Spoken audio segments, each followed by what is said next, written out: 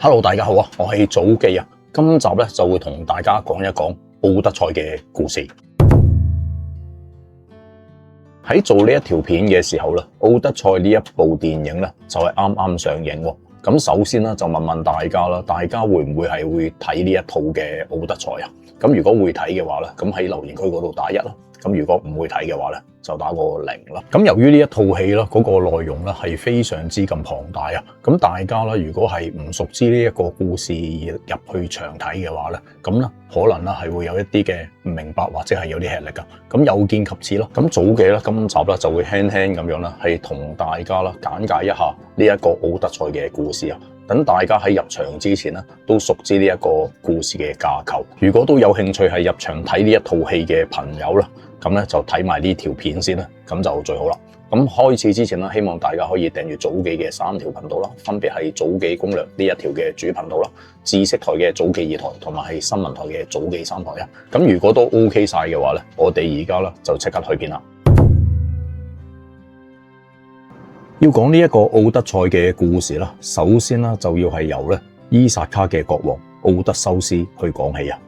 咁佢咧就參與咗呢一個嘅木馬屠城記啦。咁喺呢一個特洛伊城被破之後啦，打贏咗仗嘅希臘聯軍嘅內部啦，因為咧係利益分贓啦，同埋咧係點樣去祭祀神明嘅問題啦，就係咧嘈到拆添喎。咁作為係木馬計核心功臣嘅奧德修斯啦，就帶領住整整啦係12艘嘅戰船，以及啦係幾百名嘅精銳嘅伊薩卡士兵啦，就懷住啦係不可一世嘅勝利者嘅驕傲啦，係浩浩蕩蕩咁樣啦係踏上咗係返鄉嘅歸途啊！點知啦呢一趟充滿住自負嘅航程啦，一開始啦就為未來漫長嘅悲劇啦係埋下咗個禍根嘅啦。咁佢哋啦喺啟航之後嘅第一站啦，嚟到特洛伊嘅盟友奇科涅斯人嘅領地伊斯馬羅斯啦，咁奧德修斯啦就帶頭啦係進行一個血腥嘅掠奪。咁啊搶走咗啦，係無數嘅財寶同埋美酒啊！咁本來啦係搶完啦就應該即刻走人啦，係咪？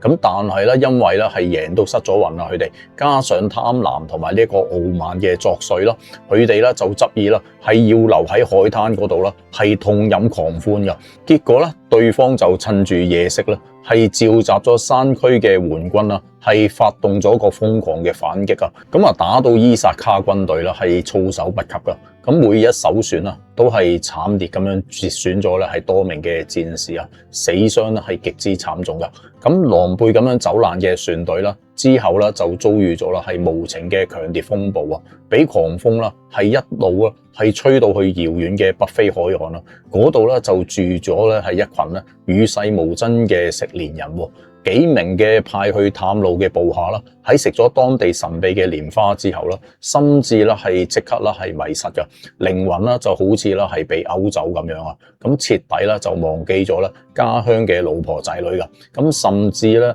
係喊住咁樣咧係要一世留低。咁奧德修斯咧就唯有啦係夾硬咁樣將呢一班啦係意志消沉嘅隨從啦係綁翻去上船啦，咁啊塞落咗係船底嗰度，即刻咧就係揚帆起航。咁呢一場風波啦就令佢啦係深刻體會到咧痛苦嘅海泊生活咧，依家啦先至係啱啱開始噶。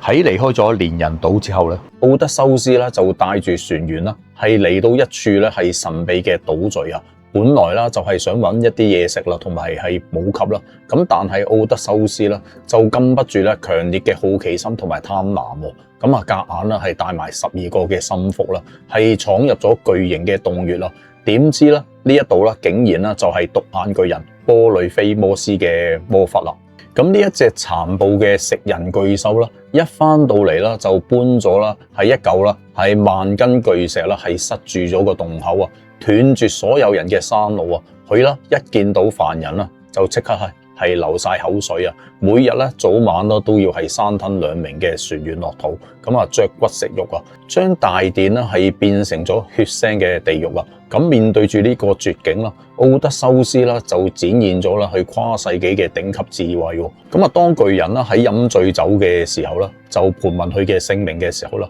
奧德修斯啦就冷靜咁樣啦話自己啦係叫做沒有人啊。之後啦，佢就趁住巨人啦係醉到好似爛泥咁樣喺熟睡之際啦，就同埋佢殘存嘅部下啦，就抬起咗啦係一根啦係削尖咗，仲啦係燒到通紅嘅橄欖木樁啦，合力啦係狠狠咁樣啦係刺入巨人唯一嘅單眼嗰度啊，鮮血同埋龍汁啦，咁啊即刻啦就瞬間係噴湧而出啦，咁啊盲咗嘅巨人啦就喺度痛到係瘋狂慘叫啦，引嚟咗啦佢其他同伴喺洞外啦係關切嘅查問啦，咁巨人啦就同佢啲同伴啦好痛苦啦，咁就講啦，沒有人咧係用詭計啦係想殺我。咁喺出面嘅巨人啦，就以為啦佢係發神經啦，於是啦就紛紛啦係轉身離開啊，令到希臘人啦係成功保住條命噶。最後啦，佢哋就匿埋喺啲綿羊嘅肚底下邊咧，係偷偷啦咁樣係走咗出去洞穴出邊啦。咁啊成功咁樣咧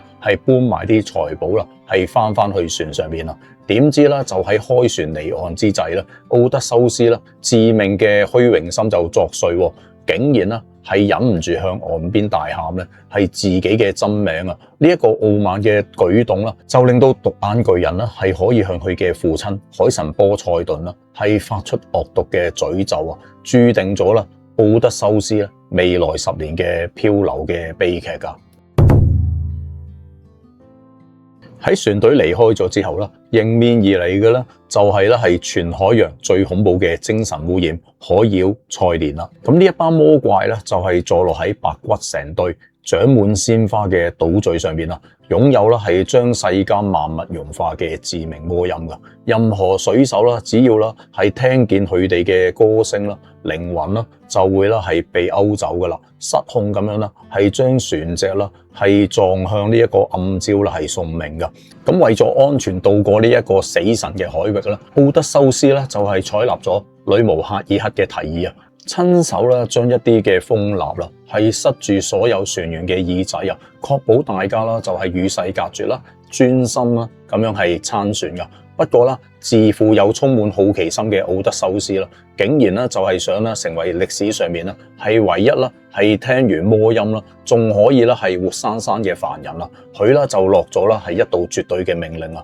要部下啦用粗繩啦係將自己啦係五花大綁咁樣啦喺高筍嘅主船桿之上啦，而且咧係嚴禁幫佢解綁噶。當船隻啦係慢慢咁樣啦係駛入去海妖嘅領地啦，咁呢一股超越人間啦係承諾啦係賜予無限嘅知識同埋智慧嘅歌聲啦，就喺耳邊嗰度響起咯。咁奧德修斯啦即刻啦就係心智狂亂啦，眼定定咁樣啦係想跳海投降啊！咁佢面部扭曲咁樣啦，係用眼神啦，係向部下發施號令啊，哀求大家啦，就係放開佢啦。但係船員啦就依足佢嘅指令啦，就扮聽唔到喎。兩名嘅心腹啦，更加啦係立刻啦係走上前咧，用更加多嘅繩索啦，係將奧德修斯啦係勒得更實噶。咁啊，靠住呢一個瘋狂嘅戰術啦，船隊啦，終於啦係毫無受損咁樣啦，係駛出咗致命嘅海域啊！將海妖嘅怨恨同埋誘惑嘅歌聲啦，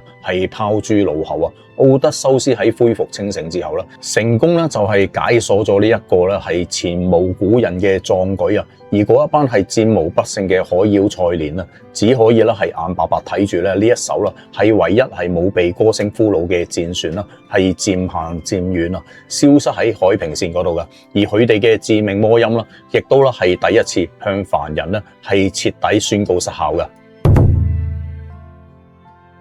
喺避開咗海妖嘅歌聲之後啦，船隊啦就嚟到啦係全個旅程最令人絕望嘅鬼門關啦，一條啦係極之狹窄嘅死亡海峽啊！咁呢一條海峽嘅兩側啦，分別咧就係坐落喺兩種極端恐怖嘅神話怪物啦，將山路啦係完全封死嘅。左邊嘅懸崖峭壁啦，就係住咗啦係有6個頭嘅海怪斯庫拉啊！咁佢咧就有12隻 K 型嘅腳啦，同埋6個嘅血盆大口啊！每當啦係有船經過啦，6個頭啦就會啦係同時啦係伸落去啦，係活生生咁樣咬走6個嘅船員啦。而右邊嘅海面咧就係啦大漩渦嘅卡洛布特斯啊，佢咧就每日咧係3次咧無情咁樣咧係吞吐海水啊，形成咗巨大嘅無底深淵啊，足以啦係將成艘嘅戰船啦係連人帶木咁樣咧係吸落去海底啊，搞到啦就係全軍覆沒噶。咁面對呢一個嘅非生即死嘅兩難絕境啦，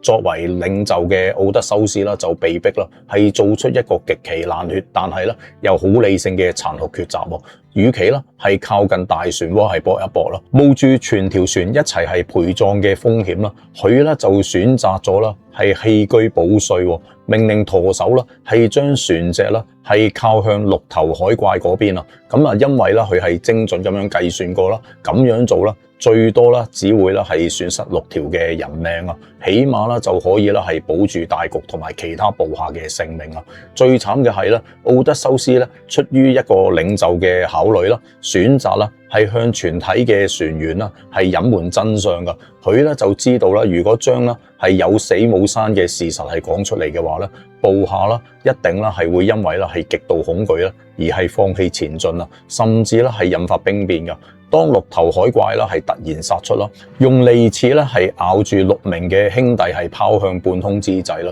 聽住戰友淒厲嘅求救聲啦，奧德修斯啦只可以啦係咬實牙根全速前進啦。咁呢一份用兄弟鮮血嚟換翻嚟嘅生路咧，就成為咗啦佢一生係揮之不去嘅愧疚噶。大難不死嘅船隊啦，就跟住啦係嚟到風神埃奧利斯嘅漂泊島嶼啊。風神啦就非常欣賞奧德修斯嘅智慧同埋傳奇嘅經歷啦，於是啦就大方咁樣啦係設宴啦，係款待咗佢啦係足足1個月咁多。喺臨走之前啦，風神啦仲送咗一份啦係神級嘅大禮啊！佢咧就將全宇宙所有係暴虐嘅狂風啦，全部都係收服啊，裝咗入一個啦係用9歲大嘅公牛皮製成，用銀繩咧係緊緊咁樣綁實嘅魔袋嗰度啊，咁交俾咗奧德修斯啦。咁風神啦只係刻意啦係留低咗啦係一縷溫柔嘅西風啊，喺後面啦係靜靜咁樣啦係推動住呢一班嘅希臘人啦係返鄉嘅船隊啊。咁多得咗呢一股嘅神聖嘅西風啦，接落嚟嘅航程啦就係順風順水到不得了啦。咁船隊啦就不眠不休咁樣啦係行咗9日9夜啊，速度咧就係快到咧連家鄉伊薩卡島嘅海岸線啦都已經係清晰可見啦，甚至咧係可以見到岸上面居民點燃用嚟啦係防範海盜嘅營火啊。眼見住啦長達10幾年嘅漂流啦，即將咧就係畫上完美嘅句號啦，肉體同埋精神啦都係繃緊到極限嘅奧德修斯咧，終於咧都係支持唔住啦，喺甲板嗰度咧係瞓着咗。點知咧就喺呢一個關鍵嘅時刻啦，嗰一班豬隊友船員嘅貪婪同埋猜忌心啦，就係突然爆發喎。佢哋咧就私下啦，係鬼鬼祟祟咁樣啦，係交頭接耳啊，妒忌奧德修斯啦喺出征完翻嚟啦，係帶住大批嘅金銀財寶啦，同埋啦依家連風神啦都係送俾佢嘅神秘秘寶啊。咁啊，佢哋咧就懷疑啦呢一個牛皮袋入邊啦裝滿咗啦係分唔勻嘅黃金啊，於是啦就趁啦長官係熟睡嘅時候啦，合力啦就喐手啦係解開咗嗰一條嘅銀繩啊，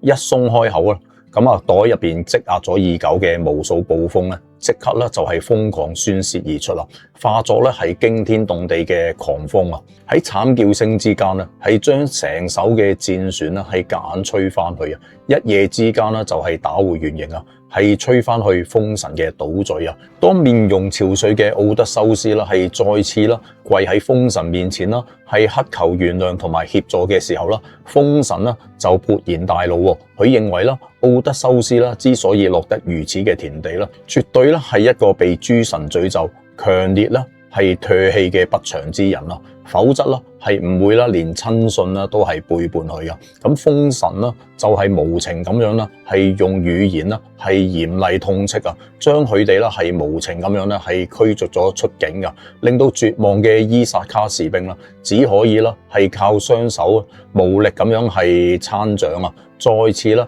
係駛向茫茫未知嘅命運啊！喺俾風神趕走之後啦，船隊啦就嚟到魔女赫爾克嘅艾尤島啊。奧德修斯啦，見到島上啦就冒出咗神秘嘅煙啦，咁咧就派出一隊嘅士兵啦，就係前去探路啊。點知過咗冇幾耐啦，只有一位嘅船員啦，係嚇到面青口唇白，連滾帶爬咁樣啦，係翻去船上面啦，驚恐咁樣透露啦。其他嘅兄弟啦喺入咗去之後咧，就人間蒸發啦。原來啦呢一位熱情款待船員嘅屋主啦，就係法力無邊嘅魔女啊！佢表面上準備咗係奢華嘅盛宴啦，但係咧就喺蜂蜜美酒入邊啦，係摻入咗獨門嘅魔藥啊！呢一班水手啦喺毫無防備之下啦，就開懷暢飲啦。赫爾克咧隨即啦就用魔掌啦係輕輕一揮啊！呢一班戰士咧即刻啦就係生出咗豬嘅頭顱、毛髮同埋身體啊！但係咧最殘酷嘅係咧呢一班部下嘅人類理智咧，依然咧都係完好如初喎。佢哋清醒咁樣咧係被困咗喺個豬欄入邊啦，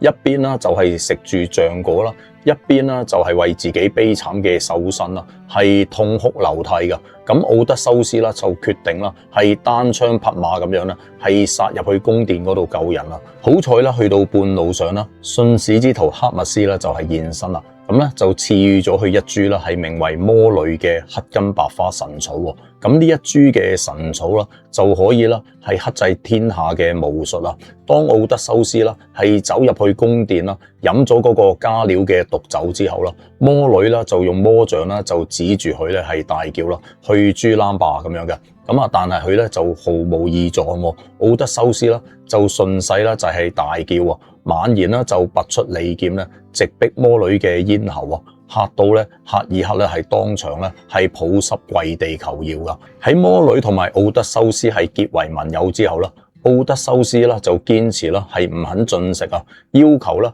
就必須啦係先釋放同伴啊。赫爾克啦就無奈咁樣啦係走到去豬圈啦，喺每一隻豬嘅身上啦就係塗抹咗另一種特製嘅魔藥啊。咁瞬間啦，部下身上面嘅豬毛啦就係悉數脫落啊。佢哋啦唔單止係奇蹟咁樣啦，係變翻人類，而且啦身體啦係變得比以前更加年輕、更加高大、更加英俊啦。大家啦都係抱頭痛哭啊！魔女啦就徹底咁樣啦，被奧德修斯嘅智慧啦係征服噶。咁兩個人啦，甚至啦係喺島上面啦係同居咗1年啦，直到奧德修斯啦係提出離開咧。赫爾克啦就成為咗佢嘅指路明燈咯，神色凝重咁樣警告佢啦，如果想啦係揾到安全嘅翻去鄉下嘅方法咧，必須啦係要先前往恐怖嘅冥界啦，係向預言家係問路噶。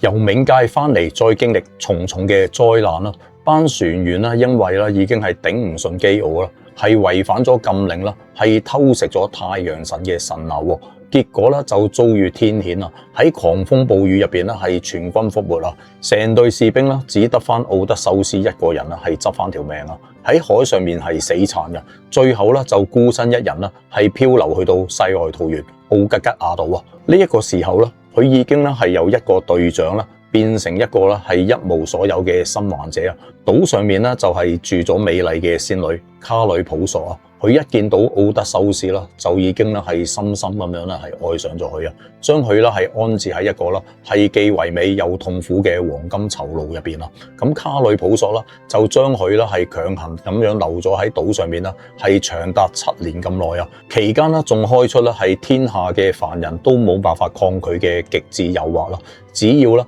奧德修斯啦係肯留低做佢老公嘅話咧，神女啦就會賜予佢啦係與諸神同等嘅永生啦，以及啦係永遠啦都係唔會衰老嘅完美容顏啦。咁面對住長生不老嘅誘惑啦，奧德修斯啦就完全啦都係冇動搖喎。佢咧就拒絕做神仙啊，反而咧係每日啦係行去荒涼嘅海邊嗰度咧，係坐喺舊石度望住家鄉伊薩卡島嘅方向咧，係瘋狂痛哭啊！寧願啦係翻去盡人子、人夫、人父嘅責任，做個有血有肉、遲早啦都係會死嘅凡人啦。最後啦，智慧女神雅典娜咧就睇唔過眼啦，向眾神之王宙斯啦就係求情啊。宙斯啦就下達最高嘅聖旨啊，派神使赫密斯啦係勒令卡呂普索咧係放人嘅。神女啦咁唯有啦就係含淚服從啊，並且啦係協助奧德修斯啦係親手製造木筏啦，俾佢啦係再次踏上漫漫嘅歸途啊。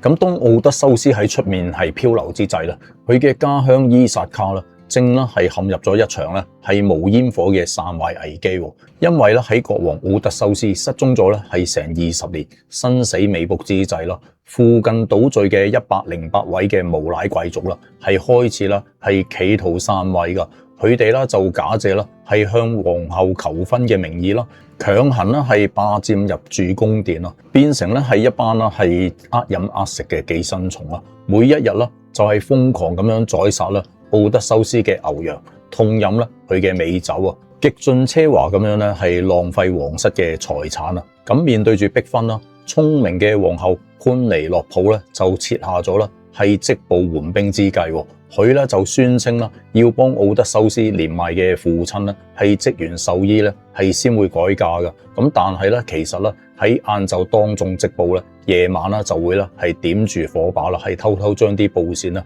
係全部啦係拆翻晒出嚟啊！咁靠住呢一個嘅謀略啦，咁佢咧就成功咁樣咧係拖延咗3年啦。點知啦計謀最後啦都係被宮殿入邊嘅內鬼嘅女僕咧係背叛告密噶。求婚者啦就喺半夜係突擊啦，當場咧就係人贓並獲啊！咁啊捉到啦皇后啦係拆線作弊啊！佢哋喺發現真相之後啦，就惱羞成怒啦，開始啦係進行啦係更加強烈、更加暴力嘅逼婚啊！喺呢一個時間啦，奧德修斯嘅兒子啦特洛馬科斯啦就已經啦係長大成人啦，佢啦就忍無可忍啦，決定啦係冒險啦出海啦係揾翻父親嘅下落啊！嗰一班求婚者啦就驚王子啦係帶翻國王翻嚟啦，竟然啦就係喪心病狂咁樣啦係達成一個共識，就係咧喺王子回航嘅必經路上咧就係設下致命嘅埋伏啊！密謀啦係將伊薩卡唯一嘅繼承人咧係斬草除根嘅。奧德修斯咧喺經歷過重重嘅劫難之後，終於啦就係再次啦係踏上闊別20年嘅伊薩卡故土啊！為咗係避免打草驚蛇啦，智慧女神雅典娜啦就為佢啦係施展咗易容術啦，將佢啦係變成一個啦係衣衫襤褸、滿面皺紋、望落去啦係弱不禁風嘅老乞丐啊！等佢啦係可以啦喺暗中入邊啦係觀察局勢噶。咁佢一翻到嚟啦，首先第一樣嘢啦就係去咗忠心耿耿嘅老奴隸諸官尤馬奧斯嘅草屋啊。雖然啦奧德修斯啦係失蹤咗多年啦，但係老諸官啦依然啦係對於舊主人啦係忠心不二噶，熱情咁樣啦係用僅有嘅食物啦去招呼呢一個嘅陌生乞丐啊。等奧德修斯啦就係成功測試出啦家臣嘅忠誠啊。咁啊冇幾耐啦，王子特勒馬科斯啦就出海尋父歸來啦，亦都啦係趕到去草屋啊。喺雅典娜解除魔法四下無人之際啦，奧德修斯啦就向兒子啦係展現真身啊。20年嘅思念啦就化作淚水啦，父子兩人啦係抱頭痛哭噶，並隨即啦係冷靜落嚟啦，密謀消滅宮殿入邊嗰一班無賴貴族嘅反擊計劃啦。咁當奧德修斯啦係偽裝成乞丐，跟隨住老諸官係步入自己久違嘅宮殿嘅時候咧，全場咧就冇人啦係認得佢。點知啦就喺大門口嘅唯一嘅牛糞上邊咧，咁咧就瞓住一隻啦係叫做阿爾哥斯嘅老狗啊。佢咧就係奧德修斯啦當年啦係親手養大嘅獵犬嚟噶。咁啊老狗啦依家啦又老又多病啦，仲滿身嘅跳蚤啦。但係咧佢一聽到主人嘅聲音啦，佢就用盡最後一絲力氣啦係豎起耳仔啊，擺咗一擺尾巴。奧德修斯啦就忍住眼淚啦，係唔敢相認噶。老狗啦就見到主人安全歸來啦，終於啦都係放低咗心頭大石啊，安詳咁樣離世啦。喺面對住求婚者步步進逼啦，皇后潘尼洛普啦無奈之下啦就係設咗一場啦係招親大賽啊。佢咧就拎出咗奧德修斯當年啦係留低咗嘅神弓啦，宣稱啦邊個啦可以係拉開呢一個弓，並且咧係可以一箭射穿排列成一列嘅12把鐵製斧頭頭部嘅孔環咧，佢咧就會係改嫁俾邊個啊？咁喺大廳入邊嘅無賴貴族啦，人人啦都係摩拳擦掌啦，但係咧就迎嚟咗集體嘅大挫敗。咁呢一把神弓啦就光猛無比咯，所有人啦就輪流上陣啦，用盡力啦，甚至啦係用火烤塗抹油脂啦，咁咧就連個弓弦啦都冇辦法啦係拉開分毫㗎。喺呢一個時間啦，假扮成老乞丐嘅奧德修斯啦，就主動啦係要求上司啊，隨即啦就引嚟咗啦係全場無情嘅嘲笑同埋辱罵嘅，認為佢咧係不自量力啊。咁奧德修斯啦就冷靜咁樣啦係接過神功啦，之後咧就坐喺度嘅狀態之下啦，輕而易舉咁樣啦係將個弓啦係拉盡啦，霎一聲咧利箭呢就係完美咁樣啦係穿過咗12個嘅鐵斧嘅孔環啦，全場啦都係震驚得目定口呆啊！咁下一秒啦，奧德修斯啦就依然啦係維持住老乞丐衣衫襤褸嘅偽裝啦，佢咧就踩上咗大門口嘅高大門檻啦，將箭袋啦係倒扣喺腳前啦。與此同時啦，一早啦係已經收到暗號嘅忠心牧牛人菲羅提奧斯啦，已經啦係用粗繩啦係將外院大門啦係鎖上咗啊！奧德修斯咧就大吼一聲啦。第一箭咧就已經咧係射穿咗求婚者首領嘅喉嚨啊！佢咧就用呢一身嘅康莊乞丐嘅外表啦，係萬箭齊發啦，將累積咗20年嘅憤怒傾瀉而出，喺大廳啦係展開咗一場啦係關門嘅大屠殺啦，血洗咗108位嘅篡位者。咁至此啦，今集嘅奧德賽嘅簡介啦就講完啦。咁啊，唔知大家中唔中意咧？咁啊，希望咧大家可以訂閱早記攻略呢條頻道啦。我哋下條片見啦，拜拜。